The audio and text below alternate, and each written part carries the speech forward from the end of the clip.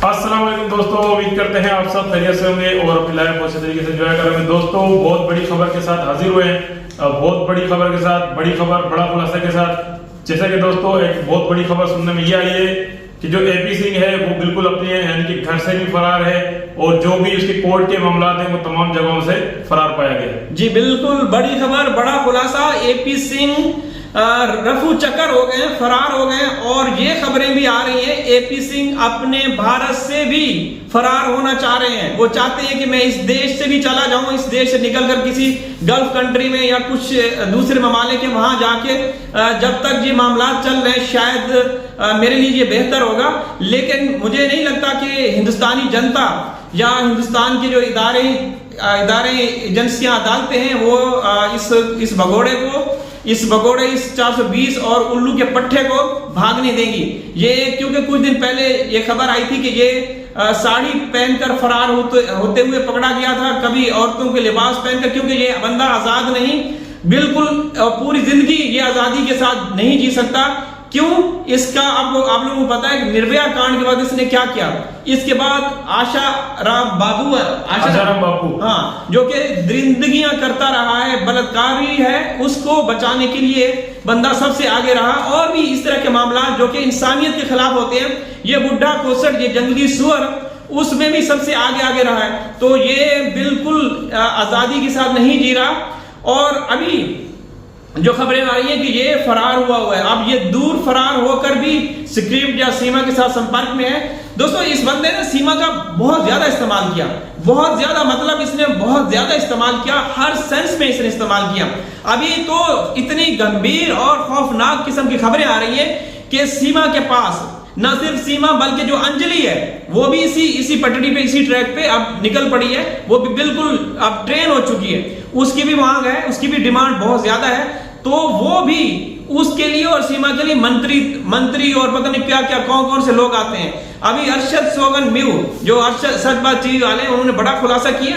जिस व्यक्ति से बात हुई है उसकी बात उस बंदे ने हमारे साथ ही बात की कि अब एक मंत्री भी आए हैं, सीमा के घर का टूर किया है, दौरा किया है, क्यों आए ये भी सवाल है। बकास भाई आप क्या कहेंगे? तनवीर भाई मुझे तो ये बात समझ में नहीं आती कि सीमा के अंदर ऐसा कौन सा पार्ट्स लग गया है, चाइना का है या इंग्लैंड का है, क्या अल्लाह जाने लंदन का है। तनवीर भाई मंत्री और पता नहीं छंत्री भी सारे ही आ रहे हैं। इसके बाद तनवीर भाई ऐसा इस औरत में क्या है मुझे समझ में नहीं आता।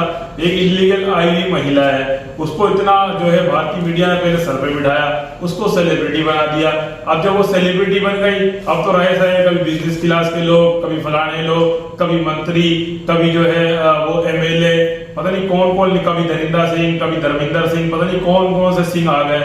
एपी सिंह, ये तनवीर भाई ये सारा एपी सिंह की ही कारस्तानी लगती है कि जो सीमा को ये हर हवाले से यूज कर रहा है, चाहे वो मतलब प्रमोट होना हो, अपनी फेस वैल्यू बनानी हो।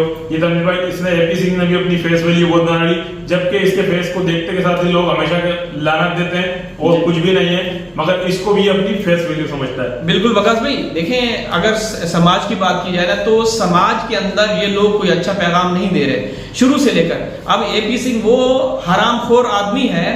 13 अगस्त को गुज़श्ता साल, पिछले साल की मैं बात कर रहा हूं, जब हमारे 4 मासूम नागरे बच्चों को बिठा के उसने हमारे पाकिस्तान के खिलाफ नारे लगवाए, तब से ये हमारी नजरों में बिल्कुल जीरो है। हम इसको अपने जूते की नोक पे रखते हैं। ये इतना कमजोर और गिरा हुआ आदमी हो सकता है, हमने कभी सोचा ही नहीं। देखें वकास भाई, जनाब मोमिन साहब ने कई मरतबा ये बोला है कि हम मानते हैं कि ये मतलब बड़े लेवल के हैं, इसकी अप्रोच ज्यादा है इस वकील की, लेकिन इसका ये मतलब नहीं कि तुम इतने बड़े पोस्ट पे और वो भी सुप्रीम कोर्ट ऑफ हिंदुस्तान के वकील होने की हैसियत से तुम इतना गिरोगे। शर्म का मकाम है तुम्हारे लिए, शर्म से डूब मरो।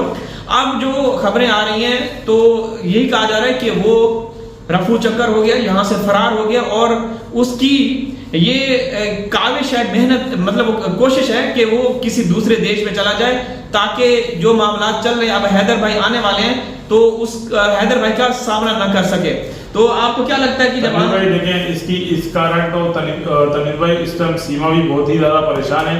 उसके चेहरे पे परेशानी भी नजर आती है कि भैया उसको एंड टाइम पर कहाँ छोड़ के चला गया, कि जबकि हैदर भाई बिल्कुल आ रहे हैं और कोर्ट की तमाम पेशियां भी जो कि अक्टूबर और नवंबर के दरमियान है तो तनवीर भाई मुझे ऐसा लगता है, मुझे लगता है बल्कि 100% है कि एपीसी जब तक केस की समाज चलेगी, मेरे ख्याल से 2 से 2.5 माह या 3 माह जो भी केस की समाज चलेगी, 90 दिन मैक्सिमम 100 दिन आप ले लें, तकरीबन ये 100 दिन के तकरीबन टूर पे ये बाहर जाने वाला है जी। ये भारत में भी नहीं रुकेगा और यकीनी तौर पे ये सीमा का साथ छोड़ तो पहले भी चुका है और मजीद इस केस में किसी किस्म की भी इसकी इन्वॉल्वमेंट नजर नहीं आएगी। और तनवीर भाई जो एक इसका वकील है वो अवैध नारायण नाम है, मैं तो उसको कहूंगा घटिया नारायण, जो वकील है घटिया नारायण, वो भी सीमा को सिर्फ पहले एपी सिंह लॉलीपॉप देता रहा, तो एपी सिंह ने तमाम चीजें जो हैं जो भी आपके लिए के नफा उठाना वो सीमा से वो नफा तमाम ले चुका है।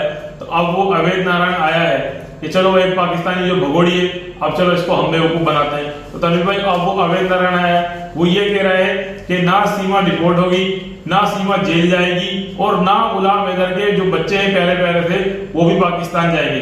तो तनवीर भाई मुझे समझ में नहीं आता, अगर चले ठीक है ये वकील है, वकील भी होगा, हम नहीं कह रहे, तनवीर भाई इन लोगों ने कहां से ये एजुकेशन ली है, मुझे समझ में नहीं आता कि कौन से स्कूलों में पढ़ते रहे कि खुद अपने कानून की यानी कि धज्जियां उड़ा भी रहे और फिर कहते हैं कि पाकिस्तान के हमारे कानून के खिलाफ बोलते हैं। तो ये कानून की धज्जियां तो ये एपी सिंह और ये अवैध नारायण नहीं उड़ा रहा है कि आपके संविधान में जब लिखा हुआ है कि इलीगल माइग्रेंट को कभी भी नागरिकता नहीं दी जाएगी, तो फिर आप किस आधार पर ये बात करते हैं?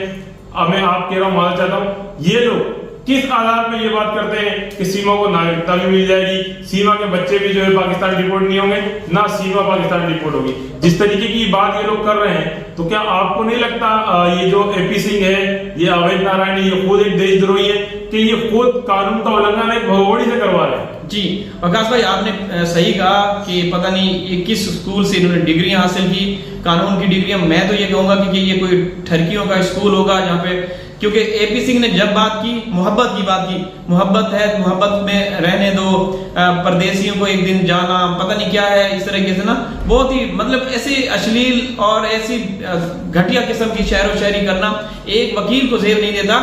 और मोमिन साहब जब भी आते हैं प्रकाश भाई, जब भी, तो वो अपने हिंदुस्तान के कानून की तशरीह करते हैं, हिंदुस्तान के कानून की वजाहत करते हैं, लेकिन ये बंदा आता है तो आए बाएं शाएं करता रहता है। इसको तो कुछ भी नहीं पता, इसको कुछ भी नहीं पता। अगर पता है तो भाई टीआरपी कहां से हासिल की जाए, कैसे हासिल की जाए, फेस वैल्यू कैसे बढ़ाया जाए और लड्डू कैसे खाए जाए, किसी जो दरिंदा सिर्फ इंसान हो, जो दरिंदगियां करता हो, बलात्कारी हो, उसको ढूंढ के उसके पास जाया जाए और वहां उसकी वकालत की जाए, उसको फिर मतलब चर्चा में ये आना चाहते हैं ऐसे लोग।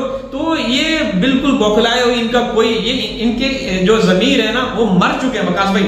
अरे तो भाई इनकी तो रूह भी मर चुकी है। आप जमीर की बात करते हैं, मैं तो कहता हूँ इनकी रूह भी मर चुकी है, अब इनके सिर्फ शरीर भटक रहे हैं। और तनवीर भाई मैंने पहले भी बात की है और अब भी कहूंगा कि तनवीर भाई जो भेड़िया होते हैं ना, वो भी इस उम्र में जब अपने आखिरी उम्र में पहुंचते हैं ना तो वो तौबा कर लेते हैं। ना जाने ये कैसा भेड़िया है, ये बगैरत इंसान, ये बुढ़ा सुअर, ये जंगली सुअर, ये बेगैरत अब तक सुधरने में नहीं आ रहा है। इसको कितना बुरा भला कहा, कितनी गालियां दी, कितनी लानतें दी। और तनवीर भाई मुझे तो ऐसा लगता है कि ये खुश होता है, इसको गालियां दी जाए, इसको लानतें दी जाए। अजय वकास भाई, इस बुढ़े का एक पाँव कब्र में है और एक पाँव केले के छिलके पर है, तो कभी भी फिसल सकता है। अब मोहम्मद साहब जिस तरीके से वेलकम करने के लिए तैयार हैं, हैदर भाई का जो भी है प्रक्रिया वो मुकम्मल कर चुके हैं, हैदर भाई आ रहे हैं, तो ये बहुत जल्द फिसलने वाला है और इसका लीगल अंत होने वाला है। ये तनवीर भाई इसकी जो इश्क मोहब्बत का जो इस पे भूत चढ़ा हुआ है ना, हर टाइम इश्क मोहब्बत की बात करता है। ये जैसे मोहन भाई साहब कहते हैं ना, इसकी जो है चड्डी आगे से गीली और पीछे से पीली, मैं कहूंगा ये इश्क और मोहब्बत इसकी जो पीछे से जो है ना अभी तमाम बाहर निकलने वाला है बहुत ही जल्द। इश्क मोहब्बत, बिल्कुल इश्क मोहब्बत सब कुछ निकलने वाला है, कुछ नहीं रहेगा। ये पछतावा इसके हाथ लगने वाला है और पछतावा के सिवाय इसको कुछ भी हासिल नहीं होगा। अपने देश के कवानीन की धज्जियां उड़वा रहा है, अपने देश का मजाक बनाया हुआ है। एक इलीगल तरीके से आई एक खातून जो कि वो भी वहां आराम से नहीं बैठी, वो भी बदमाशियां डॉन बनी हुई है, धमकियां दे रही है, लोगों को ट्रोल कर रही है, लाइव में आके 8 कैमरे सामने नस्ब करके, तो जिस तरीके की वो की खिताब करती है, ऐसा लगता है कि किसी कौम से खिताब कर रही है। तो आप लोग खुद अंदाजा लगाएं, अगर हम कुछ उल्टा सीधा मतलब बोलते हैं और उल्टा सीधा इस सेंस में कि अगर कुछ सीमा के खिलाफ बोलते हैं तो फिर आप लोग कहते हैं कि ये भाई इस तरह की बातें करें। तो वीडियो लाइक कर दीजिएगा, चैनल को सब्सक्राइब कर दीजिएगा। हाजिर होंगे किसी और वीडियो में, तब तक अल्लाह हाफिज। अल्लाह हाफिज।